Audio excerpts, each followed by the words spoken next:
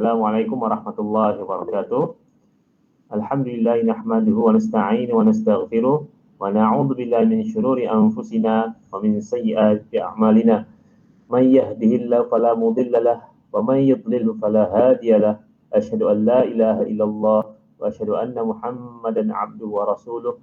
Fa inna asdaqal hadits kitabullah wa khairal hadi hadi Rasulillah sallallahu alaihi wasallam. وأن شر الأمور محدثاتها وأن كل محدثة بدعة وكل بدعة ضلالة. رب اشرح لي صدري ويسر لي أمري واحلل عقدة من لساني يفقه قولي. أما بعد.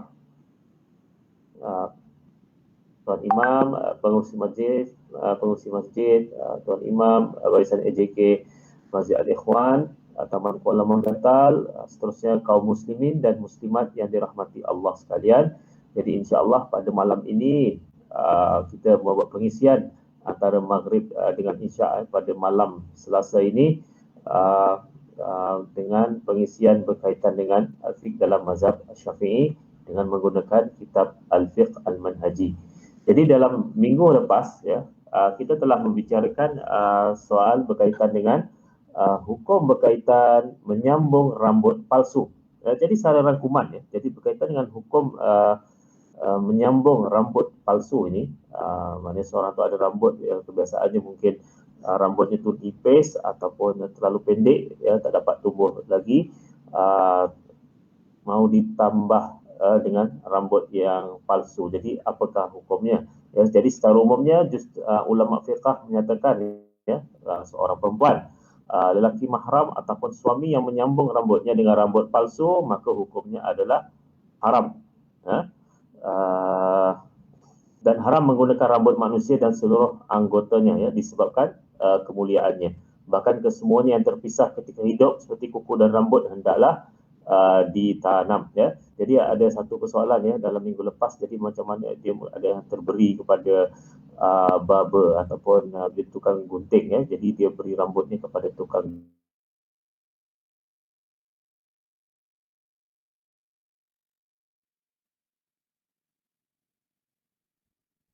berkuntik Ustaz. Tidak dengar.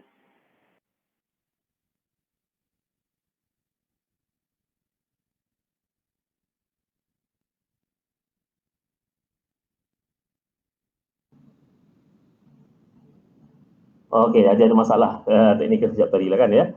Ada masalah kan ya? Dengar Ustaz. Alhamdulillah ya. Jadi bagaimana contohnya kalau biasa kita kalau gunting rambut di kedai gunting, memang bila rambut tu dah jatuh ke bawah, kita anggapan secara ghalib dan secara kemungkinan besarnya memang akan dibuanglah rambut tersebut ya. Jadi itu tak ada masalah besar di situlah ya. Jadi bila ada orang yang tukang gunting tersebut ya, nak minta rambut tersebut, jadi mungkin timbul persoalan. Makanya kalau kita ragu-ragu, kita tanyalah ya, nak buat apa dengan rambut tersebut ya. Jadi kalau dia nak gunakan rambut tersebut untuk dijadikan aksesori ataupun untuk dijual, untuk dijadikan rambut palsu untuk orang lain, maka kalau kita dah tahu dia nak buat begitu, maka hukumnya ketika itu adalah kita tak boleh lah, kita tidak boleh, mana haram lah, kita tidak boleh membenarkan ya. Tapi kalau saya tak tahulah kalau gunaan rambut tersebut dia nak jadikan baja ke, nak jadikan apa, dia nak simpan, nak jadikan baja apa semua tu, untuk pokok benda semua tu, tak ada masalah lah. Memang rambut tu ditanam ataupun untuk dibuang semualah kan ya, jadi tak ada masalah. Tapi kalau kita tahu memang dia nak gunakan untuk digunakan dalam untuk aksesori semua tu, rambut-rambut yang di kedai tadi tu, maka ketika itu kita tidak boleh membenarkan rambut kita tadi untuk diambil ya oleh barber tersebut ya. Jadi supaya kita tidak dianggap seperti bersubahat lah ya, dalam membawa kepada perkara yang haram tadi ya. Jadi secara umum ya. Depan kalau pakai rambut yang diperbuat daripada bulu binatang ya, kalau bulu binatang yang najis seperti bulu bangkai ya, bangkai binatang dah mati, kita ambil bulunya, kita sambung dengan rambut, ataupun bulu binatang hidup yang tidak halal dimakan ya, mungkin kulit apa daripada khinzir apa semua tu, hukumnya tetap haram ya, kerana tidak boleh bawa najis ketika bersolat, jadi solat tidak sah. Manakala kalau bulu binatang yang tidak najis, ya, jika dipakai oleh perempuan dengan izin suami, hukumnya adalah harus. Manakala perempuan yang tidak bersuami atau tanpa izin suami, hukumnya tetap haram. Ya. Jadi kalau bulu binatang yang tidak dianggap najis, ya, seperti kucing apa semua ni, maka dipakai oleh perempuan. Jadi semuanya itu adalah orang yang dah berkahwin tu dapat izin suami, maka harus, ya. Kalau perempuan yang tidak ada suami ataupun tanpa izin suami, maka hukumnya adalah tetap haram. Jadi hukum pakai rambut palsu yang berbuat daripada benang sutera, ni macam-macam ni lah kan, ya, mungkin fashion ni lah, ya. Jadi kalau menggunakan benang sutera disambung, ya, dan seumpamanya yang tidak menyerupai rambut asli, maknanya mungkin warnanya lain lah kan, ya. Jadi harus, ya, tanpa sebarang tegahan. Ini kerana ia hanyalah perhiasan semata-mata dan tidak termasuk hukum memakai rambut. Kerana kita perlu jelas, ya, adapun yang tadi itu yang pengharaman menyambung rambut tu kerana dia seolah ada berlaku penipuan, penyamaran dengan rambut yang sebenar. Jadi kalau seorang itu menyambung rambutnya dengan sutera, jadi di situ hukumnya adalah diharuskan, ya, terhadap perbuatan tersebut. Jadi kalau kita lihat, ya, dalil pengharaman penyambungan rambut ini, ya, satu daripada hadis daripada Asma binti Abu Bakar radhiyallahu an. Jadi katanya dalam sebuah hadis, ya, ja'at imra'atun ila Nabi sallallahu alaihi wasallam faqalat ya Rasulullah inna li ibnatun uraysan asabatha hasbatun fatamarraqu sya'ruha fa'asiluhu faqala la'anallahu al-wasilah wal mustawsilah. Jadi hadis daripada riwayat Bukhari dan Muslim yang bermaksud, ya, ada seorang perempuan menemui Rasulullah kemudian bertanya, wahai Rasulullah, aku mempunyai seorang anak gadis yang keguguran rambut disebabkan penyakit campak. Bolehkah aku menyambungkannya dengan rambut orang lain? Baginda bersabda, Allah melaknat perempuan yang memakai rambut orang lain dan perempuan yang diminta memakaikannya. Dan daripada hadis ini, ya, menunjukkan pengharaman, ya, majoriti ulama mengatakan pengharaman lah, ya, berdasarkan hadis ini. Kerana apabila ungkapan laknat menunjukkan satu perkara yang diharamkan, ya, kerana Nabi tidak akan melaknat satu perkara yang tidak membawa kepada perkara yang haram. Jadi apakah hikmah pengharaman menyambung rambut ini, ya? Jadi hikmah pengharamannya adalah kerana satu yang jelas, ya, pemalsuan, ya, hakikat yang sebenar, mengubah ciptaan Allah Ta'ala dan menzahirkan keadaan yang tidak benar. Ini berdasarkan hadis daripada Sa'id Al-Musayyib radhiyallahu anhu, ya, katanya, ini riwayat Bukhari dan Muslim, ya, yang kalau hadis ni kita anggap dari segi istilah hadis ni hadis mauquf, ya, pasal dia berkaitan dengan sahabat, ya, dia bukanlah kata-kata Nabi secara langsung lah kan, ya. Pada akhir kedatangan Muawiyah ke Madinah, beliau berucap kepada kami sambil mengeluarkan segumpal rambut, dia berkata, aku tidak melihat seorang membuat ini selain daripada orang Yahudi. Nabi menamakannya sebagai kepalsuan, ya, sambil dia memegang Sayyidina Muawiyah, ya, ketika memegang segumpal rambut, kemudian dia berkata, aku tidak pernah melihat seorang membuat ini melainkan orang Yahudi. Ya, ini adalah, ini kalau dalam ilmu hadis ni, ini hadis ni dipanggil sebagai hadis mauquf kerana dia berhenti setakat sahabat saja. Maka dia bukannya kata-kata direct sabda Nabi Muhammad SAW, tapi maknanya kata-kata daripada sahabat, ya. Sebab tu dia menguatkanlah hadis yang atas tadi, ya. Yang atas tu yang jelas, yang sebelum ni saya sebutlah, ya, bila Nabi sebut secara langsung, ya. Adapun yang kedua ni, ini adalah kata-kata tindakan Muawiyah radhiyallahu anhu.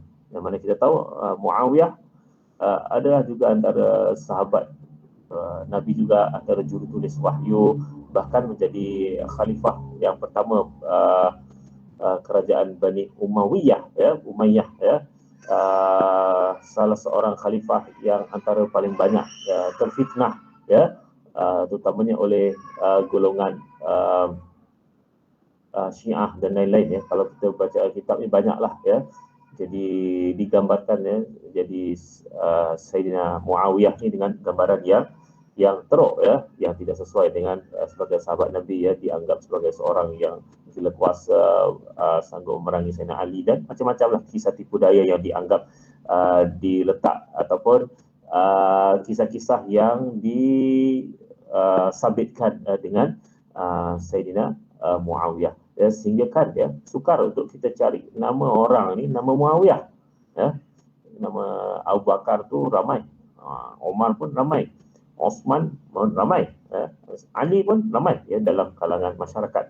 Tapi jarang, amat jarang. Saya hampir tak pernah jumpa lah. Adalah satu dua orang lah nama Muawiyah, tapi amat jarang lah ya yang nama Muawiyah. Mungkin kalau tuan-tuan, puan-puan ya, saya tak pastilah ya, pernah tak terjumpa ya kawan ataupun siapa-siapa yang nama Muawiyah ya, hampir tiada kan ya.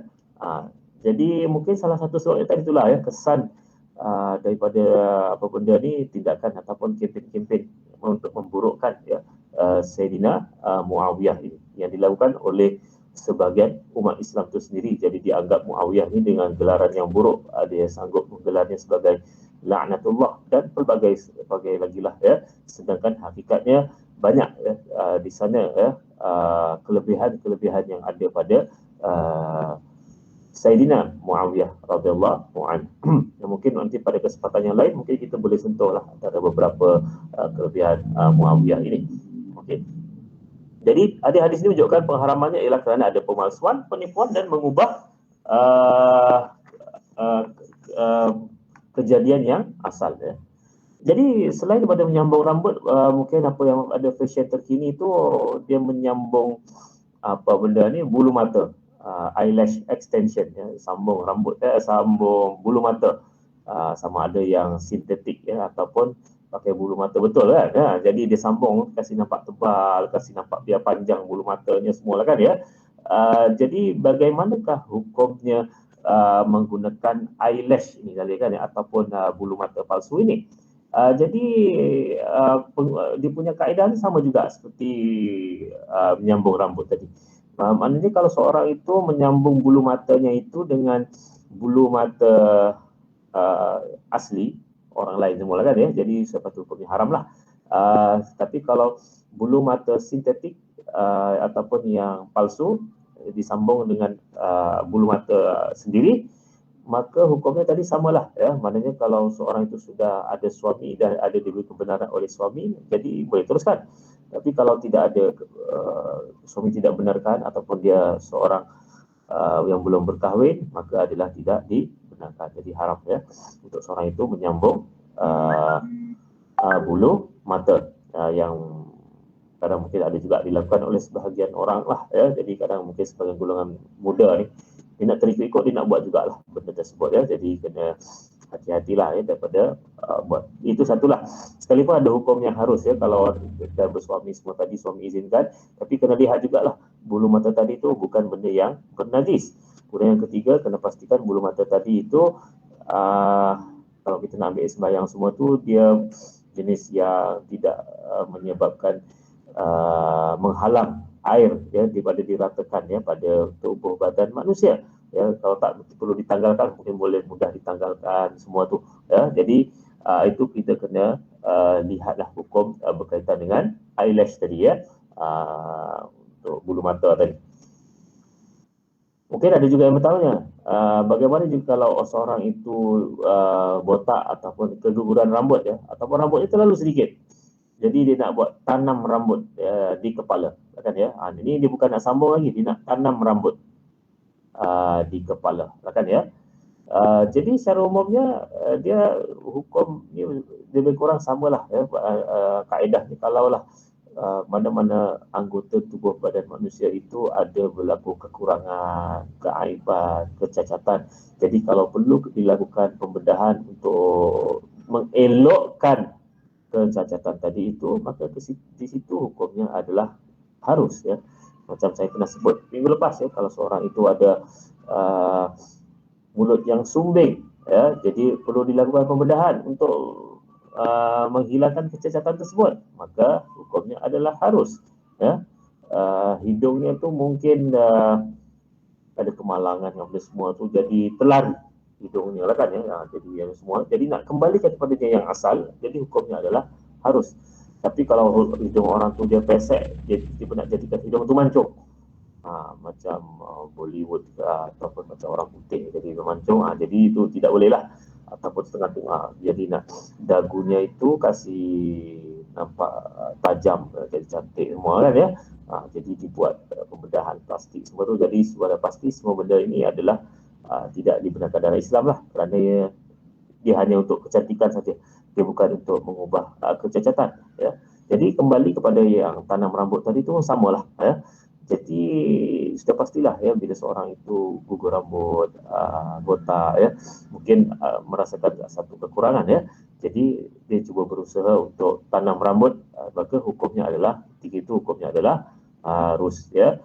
Jadi kena pastikan bahan yang digunakan untuk menanam rambut tadi itu adalah daripada bahan-bahan yang harus ya, tidak ada perkara-perkara yang haram. Itu yang perlu ambil kira atau diambil perhatian oleh seorang. Kena pastikan dulu ya, rambut yang dia nak tanam tadi itu di kepala tadi itu adalah rambut yang maknanya bahan yang boleh digunakan lah. Ataupun mungkin seorang tu menggunakan minyak rambut yang khas, yang didakwa boleh melebatkan rambut, apa semua tu, jadi di situ tak ada masalah lah ya, itu sebagai itu usaha, jadi itu tak ada masalah ya.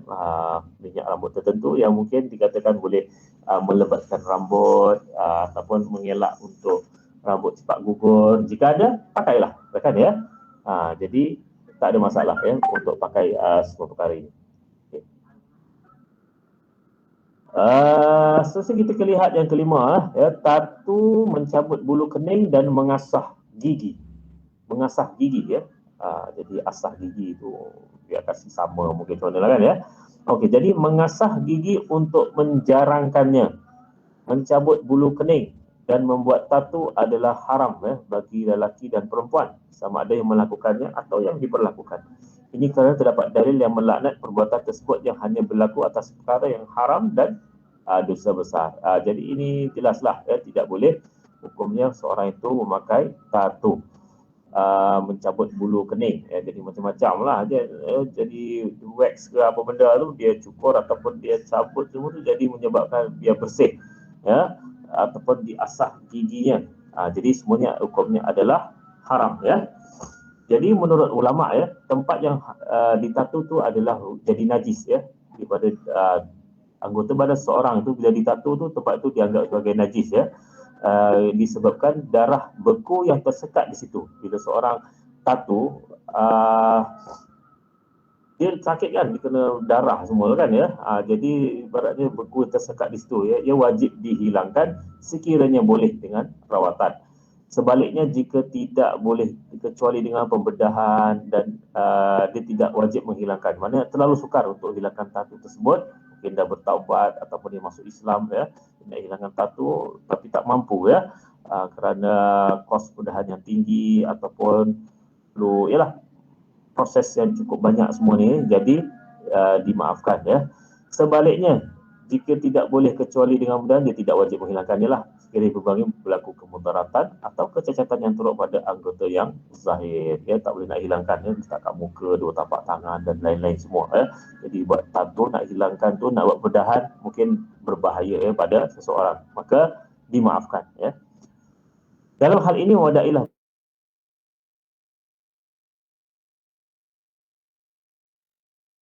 tersebut ya. Ini kalau mengasah gigi ya, kalau hukum seorang tu pakai braces ya, jadi pakai braces ya, pendakap gigi ya. Mungkin seorang itu jongang ke ataupun giginya tak rata, jadi nak pakai braces. Jadi macam saya sebut sebelum ni lah, jadi dia kembali kepada yang asal, iaitu kaedahnya maknanya kalau ada satu kecacatan ya pada anggota badan seseorang, jadi kalau dia ingin mengelokkannya kecacatan tersebut, maka hukumnya adalah harus ya. Jadi sama jugalah dalam hal ini, maknanya kalau giginya yang jongang, giginya yang tidak teratur, semua tu kadang mungkin menyebabkan sukar untuk kunyah. kadang ada setengah gigi keadaannya tu dia terlalu panjang mungkin, jadi menyebabkan dia terlalu dekat dengan rahang semua tu, atas dengan bawah tu terlalu dekat tu jadi bermasalah pada gigi semua tu lah kan ya. Jadi mungkin perlu ada proses-proses untuk braces, jadi hukumnya adalah menjadi harus ya. Tapi kena pastikan pakai braces tadi tu yang diiktiraf lah oleh pakar lah yang buat ya. Kadang-kadang kita pun faham benda ni bukan murah ya, beribu-ribu ringgit ya untuk buat braces ini. Jadi nak murah tu kadang setengah tu pakai yang illegal ataupun yang tidak pasti. Dia punya boleh diragui orang yang melakukannya, dan banyak ada kes akhirnya pakai braces yang palsu semua tu akhirnya gigi tu makin teruk jadinya lah kan ya, tak jadi ya, lebih kepada mudarat. Jadi ini pun kena diambil kira oleh mereka yang ingin melakukan proses braces gigi dia tadi ya. Apa dia dalil bagi pengharaman ya tattoo, mencabut bulu kening dan mengasah gigi?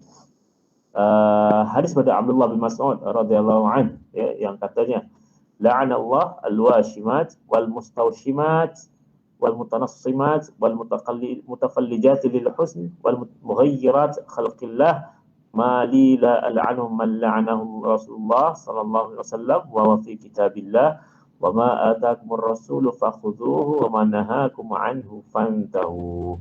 Jadi rawahul Bukhari dan Muslim ya, riwayat Bukhari dan Muslim. Yang bermaksud Allah melaknat perempuan yang membuat tattoo, yang diminta membuat tattoo, yang mencabut bulu kening dan yang mengasah gigi untuk kecantikan, yang mengubah ciptaan Allah. Kenapa pula aku tidak mencerca mereka yang dilaknat oleh Rasulullah, sedangkan di dalam Al-Quran Allah menyatakan firman-Nya yang bermaksud, dan apa jua perintah yang dibawa oleh Rasulullah kepada kamu, maka terimalah. Maknanya dalam hadis ni Abdullah bin Mas'ud sebutlah semua ni lah kan Allah melaknat pembuat tattoo, yang mencabut bulu kening, yang mengasah gigi untuk kecantikan, yang mengubah ciptaan Allah. Kenapa pula aku tidak mencerca mereka yang dilaknat oleh Rasulullah ya?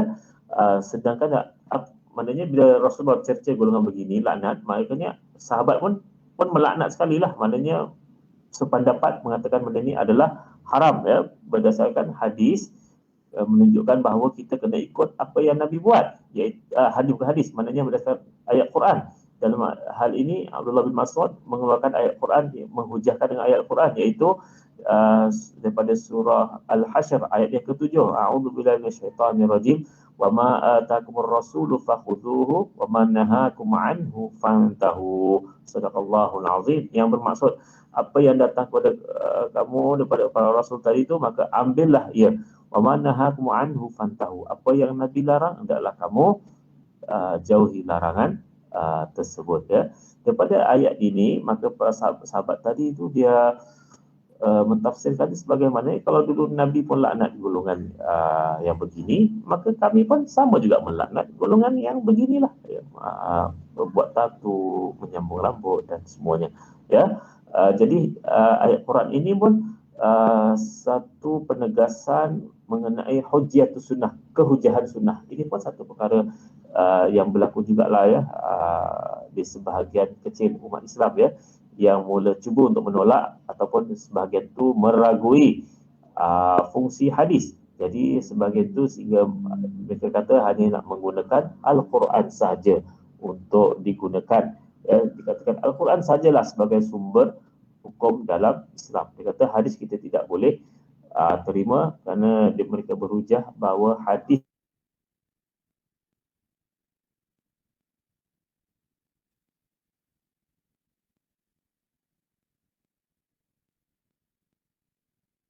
ya. Jadi mereka keluarkanlah pelbagai hujah untuk menyokong pendapat mereka ya.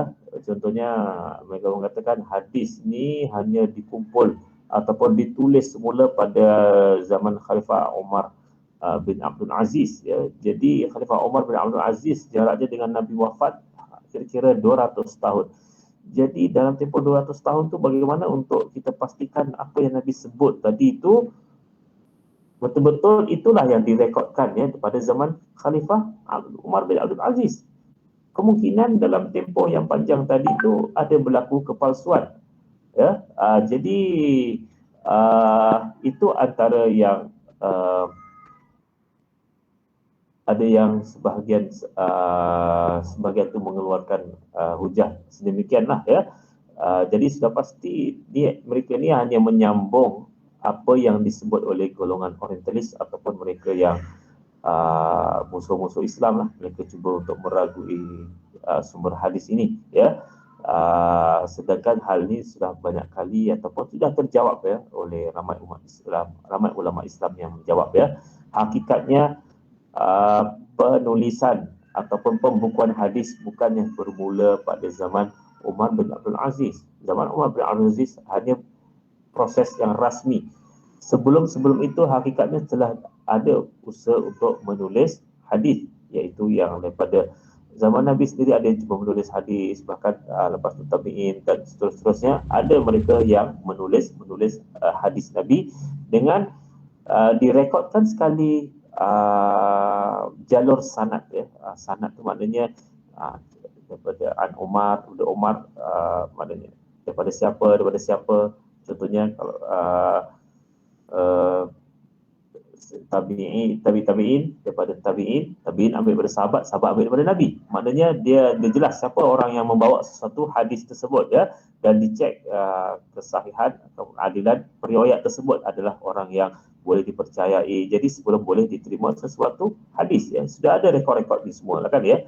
Bahkan lebih daripada itu, para ulama dulu punya ingatan yang kuat ya, ratusan ribu hadis bahkan sehingga sejuta hadis ya mereka hafal ya. Imam Bukhari, Imam Ahmad bin Hanbal ya menghafal sehingga sejuta hadis ya.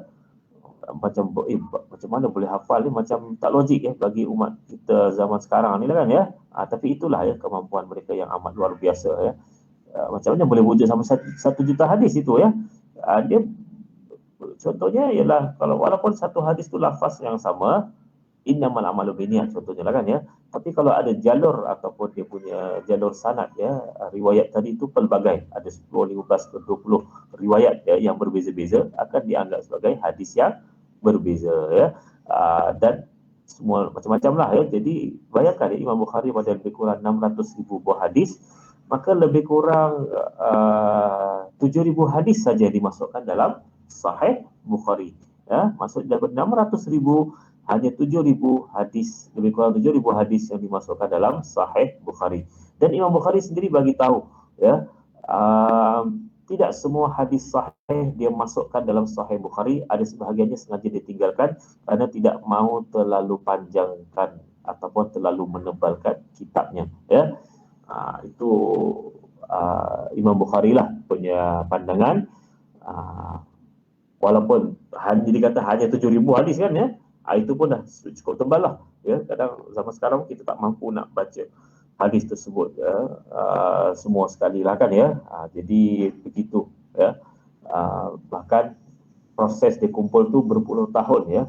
Setengah imam ni lah berpuluh tahun ya. Imam Malik kumpul kitab Al-Muwatta hadis Nabi Muhammad SAW ni.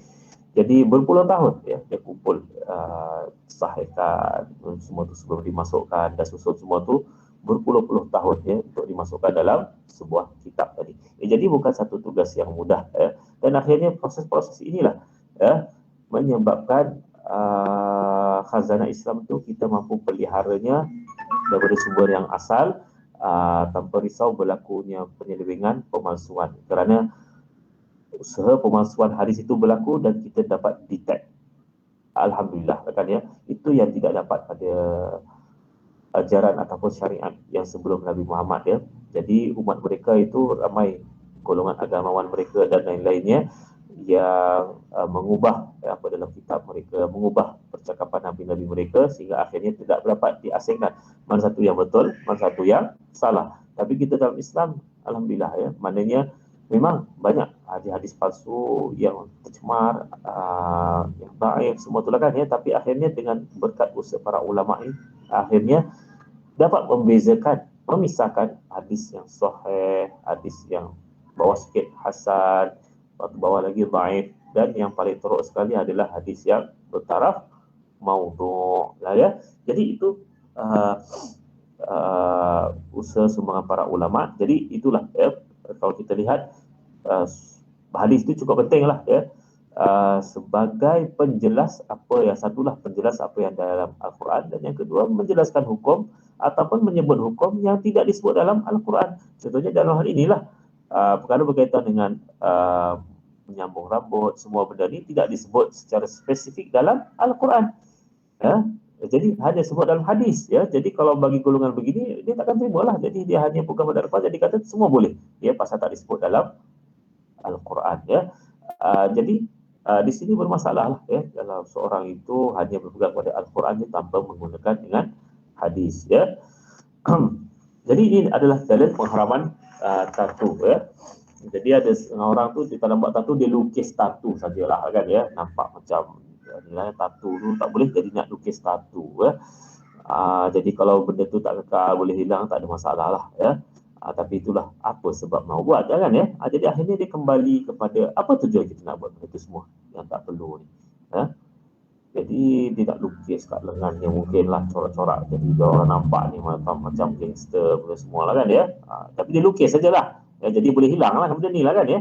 Tapi akhirnya kembali kepada persoalan, kenapa dia nak buat benda ni kan ya. Jadi kenapa nak buat benda-benda yang tak perlu ini. Jadi di sana ada pengecualian hukum haram ya bagi perempuan mencabut bulu keningnya kecuali janggut dan misai ya, tak boleh kecuali janggut dan misai ya. Perempuan boleh cukur lah ya janggut dan misai mereka, malah kedua-duanya sunat dicabut kerana tegahan tersebut hanya kepada bulu kening dan anak rambut di bahagian tepi muka. Begitu juga tidak haram mengasah gigi sekiranya perlu untuk rawatan atau terdapat kecacatan padanya. Maknanya pada gigi tadi tu ada kecacatan, mungkin tak rata, macam-macam lah kan, menyebabkan sukar kunyah dan mungkin menyebabkan nanti masalah kemudian hari. Maka ketika itu boleh untuk mengasah ataupun ada setengah mungkin prosedur tu belah giginya ke biar macam mana semua lah kan ya, yang perlu ini kerana untuk mengelokkan tubuh yang berlaku sedikit kecacatan ataupun keaiban. Jadi itu tiada masalah ya tuan-tuan dan puan-puan ya.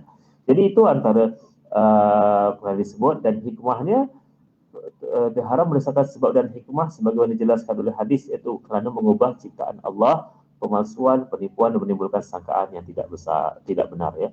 Dan kenapa kita tidak boleh mengubah ciptaan Allah Ta'ala?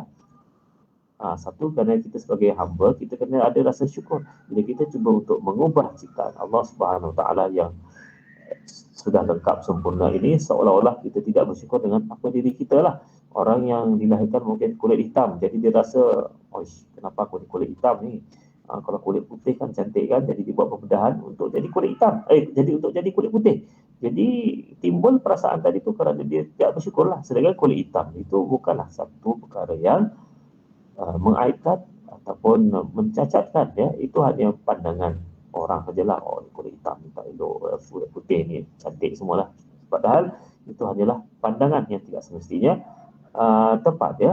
Ataupun seorang itu yang cuba untuk tukar kening semua tu kerana cantik, pasal dia tak puas hati dengan diri dia lah kan ya. Jadi itu semua sebab itu tegahan daripada Allah SWT ya.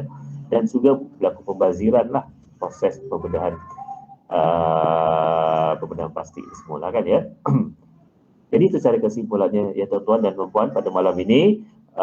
Menangkan isyak dah masuk, jadi rasanya cukuplah setakat ini, dan insyaAllah kita akan sambung lagi pada minggu hadapan. Dan yang baik itu datang dari Allah, dan yang buruk itu datang daripada kelemahan saya sendiri. Saya sudahi dengan wabillahi taufiq wa hidayah. Assalamualaikum warahmatullahi wabarakatuh.